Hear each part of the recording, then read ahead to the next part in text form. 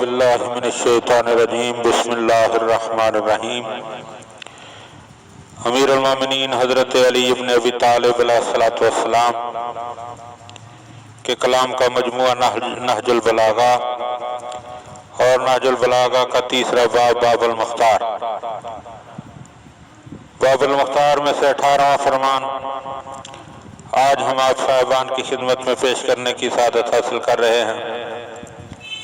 اس فرمان میں مولا علی علیہ السلام فرما رہے ہیں وقال علیہ السلام، آپ علیہ السلام نے ارشاد فرمایا من جرا فی عنان عملہ اثر باجلہ، جو شخص امید کی راہ میں سرپٹ دوڑتا ہے موت سے ٹھوکر کھاتا ہے۔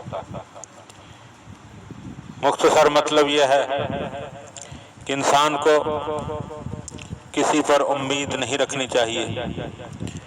اپنی امیدوں کا واحد مرکز اللہ کی ذات کو محمد و آل محمد علیہ السلام کا واسطہ دے کر قرار دینا چاہیے کہ وہی اللہ ہے جو انسان کی امیدوں کا مرکز ہے۔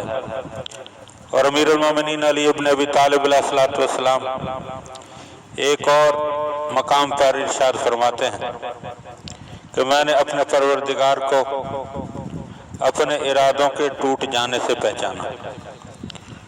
کیا مطلب ہے؟ مطلب یہ ہے کہ انسان ارادہ کچھ کرتا ہے مگر اللہ کا ارادہ کچھ اور ہوتا ہے، اور انسان کا ارادہ جب پورا نہیں ہوتا تو اس کا مطلب ہے کہ کوئی ذات ایسی ہے جو انسان کے ارادوں کو توڑ دیتی ہے اور اپنے ارادوں کو نافذ کر دیتی ہے۔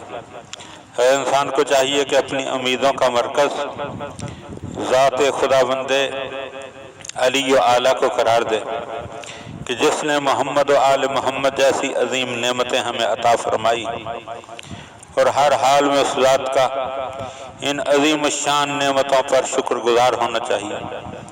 دعا ہے کہ خداوند عالم ہمیں ان دروس کو سمجھنے اور ان پر عمل کرنے کی توفیق عطا فرمائے۔ اللہم صلی علی محمد و آل محمد۔